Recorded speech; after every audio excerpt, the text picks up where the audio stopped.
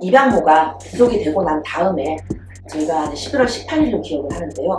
그때 저희가 메일로 좀 입양 부모에 대한 제보를 좀 해주십사 라고 이제 글을 올렸습니다. 그래서 그거를 뭐 SNS나 지역 맘카페라든지 다 올려주십시오 라고 했더니 입양 부모에 대한 굉장히 많은 제보가 쏟아져 들어왔습니다. 저의 메일로.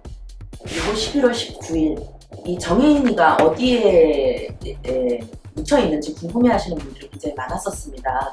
이전에 이제 사망 아동들을 보면 대부분 화장을 해서 바다에 뿌리거나 그냥 뿌리거나 뭐 수목업장을 하거나 하는 경우가 많았었습니다. 그래서 혹시 정인이는 어떻게 됐나 궁금했었는데 어떤 분의 제보에 의하면 양평에 있는 하이패밀리의 그 수목장으로 안치되어 있다는 제보를 받았습니다.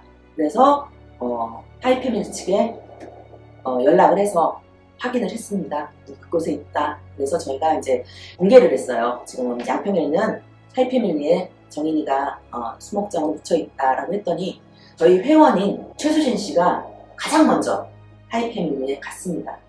최수진 씨가 이렇게 그 수목장에 갔더니 네, 11월 19일이었어요. 11월 19일이었고 대표님 통해서 여기 주소 받자마자 그날 이제 바로 오후에 왔었어요. 그때는 지금처럼 이런 느낌, 이런 색깔 아니었고 오후 한 4시, 5시쯤이었는데 그때 그 약간 되게 습하고 춥고 막 그런 느낌 너무 생생하고 비온 직후였는데 거기에 이제 액자랑 널브러져 있었어요. 그래서 이제 액자를 세우고 봤죠. 근데 실감 안 나더라고요. 여기에 인이가 있다는 게. 항상 그때 생각하면 지금도 먹먹해요. 맨 처음에 제가 저기를 아마 인이 그 와비를 지나쳤을 거예요. 왜냐면 거기가 무덤이거나 거기가 수목장일 거라는 생각을 못하고 지나쳤다가 다시 돌아보는 길에 그 보라색 액자를 봤거든요. 그리고 그 옆에 이제 그 당시 안유라라고 되어 있는 와비 보고 설명할 수 없었어요. 말 안 나왔어요. 그때는 누군가는 여기 수목장을 돌봐야 된다는 생각을 했어요. 인이는 유족이 없다고 봐야 하는 상황이어서 시작한 일이었어요. 주 3, 4회 매일 오다시피 했던 것 같아요. 잠깐이라도 보고 가야 되겠다는 생각이었고 그냥 너무 힘드니까 집에 있으면 너무 힘드니까 차라리 그냥 여기 와서 눈으로 보자 그런 마음으로 왔었고 아시다시피 이게 추모 물품이랑 이런 것 때문에 매일 오다시피 했죠. 그리고 저희도 협회 차원에서 그 하이패밀리 측에 뭐 좀 다소 부족하지만 30만 원 정도를 후원을 하면서 좀 잘 보살펴 달라고 부탁을 드렸습니다. 사실 당시만 해도 저희 정말 가난하고 쓰러질 정도여서 30만 원 큰 돈이었었거든요.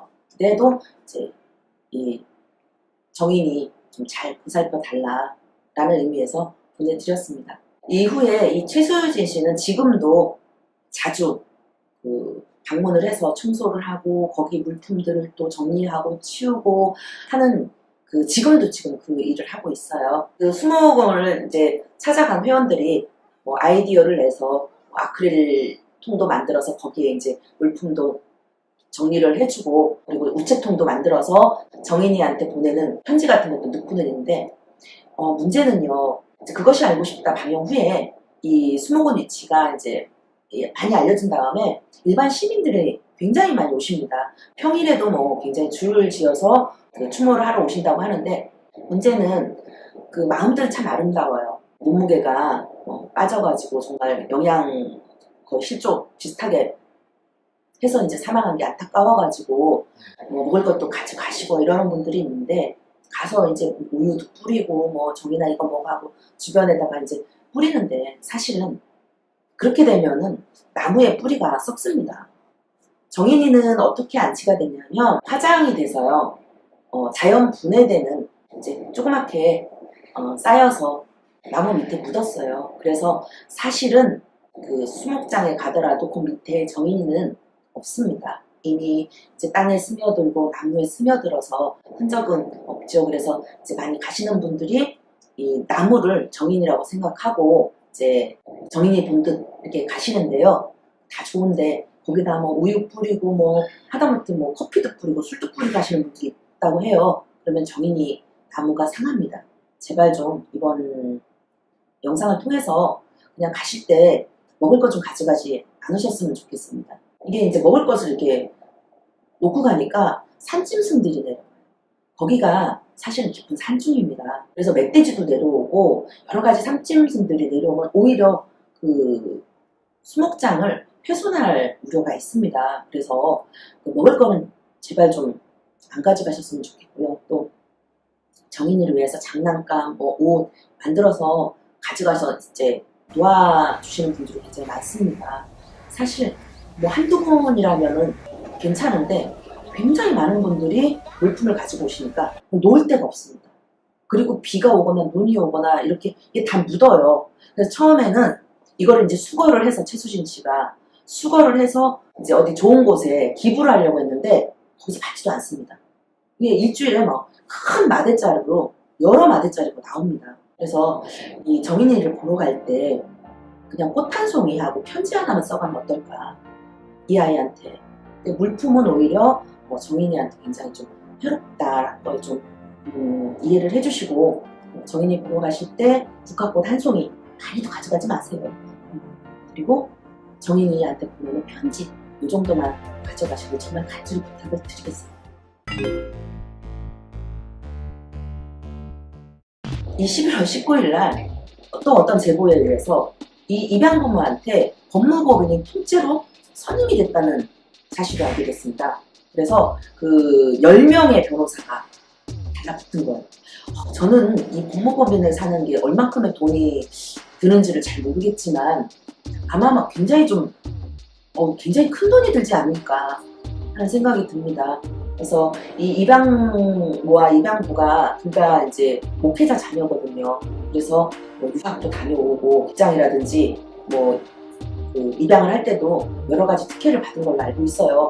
근데 정말 이런 끔찍한 짓을 저지른 이들한테 유명한 법무법인을 통째로 10명의 변호사가 투입될 정도라면 그 양쪽 부모들이 돈을 엄청나게 쓴 것 같지 않습니까? 이 목회자라면 죄를 저지른 자들한테 죄를 회개하고 자백하라고 가르쳐야 되는 거 아니겠습니까? 이 입양부모는 지금까지도 자신들은 학대를 한 적이 없다. 자기들이 학대해서 이 아이가 죽은 게 아니다 라고 지금도 주장을 하고 있습니다. 그럼 정인이는 뭐 때문에 죽었을까요? 애기 혼자. 지금도 그렇게 뻔뻔스럽게 거짓말을 하는데 목회자 부모들이 이 살인을 저지른 자기 자녀들한테 하나님 앞에서 죄를 회개하고 정인이 앞에 정말 눈물을 흘리면서 회개하고 자기의 죄를 자백하고 죄의 정당한 처벌을 받으라고 가르쳐야 된다고 생각합니다. 이 목회자, 이 부모들이 일요일마다 예배에서 다른 사람들한테 죄 짓고 살지 마라, 거짓말하지 마라, 이렇게 가르치고 아닙니까?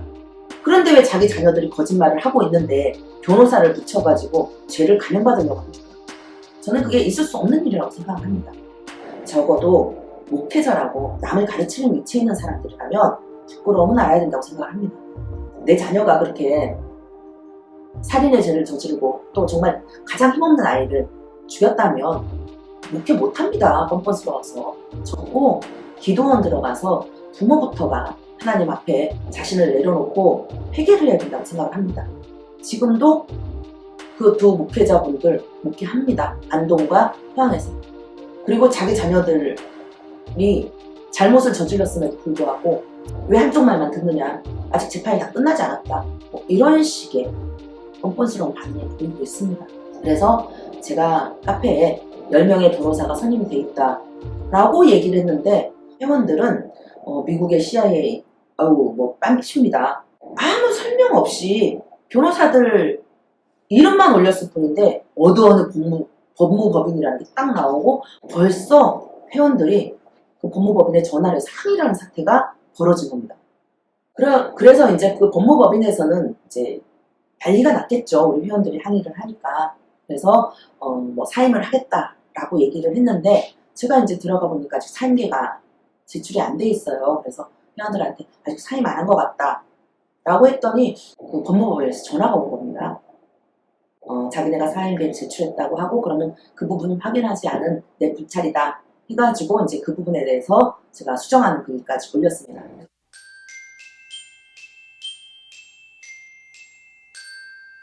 여기서 정말 우리 회원분들이 정말 본인을 많이 하셨던 게 뭐냐면 순목장 이전 안 되냐, 입양 부모가 갔다가 거기 해놓은 자체가 용서가 안 된다, 이 살인자들에 의해서 붙인 건데 다른 곳으로 이전 안 되냐, 뭐 이런 질문이 굉장히 많은데요. 안 됩니다. 법적인 부모가 그 입양 부모이기 때문에 그들의 허가 없이는 순목장을 함부로 이전할 수 없습니다. 범죄입니다. 유골 탈취 막 이런 거 굉장히 큰 범죄입니다. 그래서 저희는 그런 권한이 없어요. 마음은 100번, 1000번 이해를 하지만 우리 마음대로 순목장을 이전할 수는 없습니다. 또 하나가 그 살인자 밑에 이 아이가 자녀로 있는 게 용서할 수가 없다. 하양을 하자.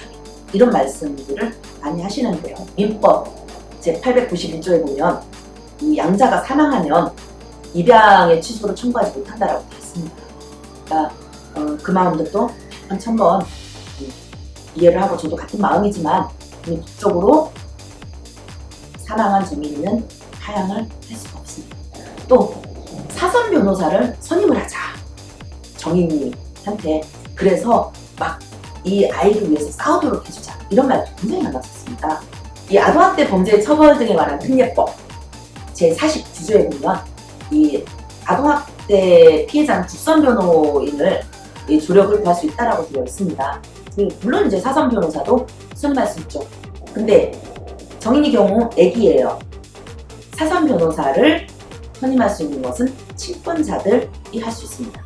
아이가 사망을 했고요. 근데 지금 이 친권자들이 가해자입니다. 당연히 안 해주겠죠.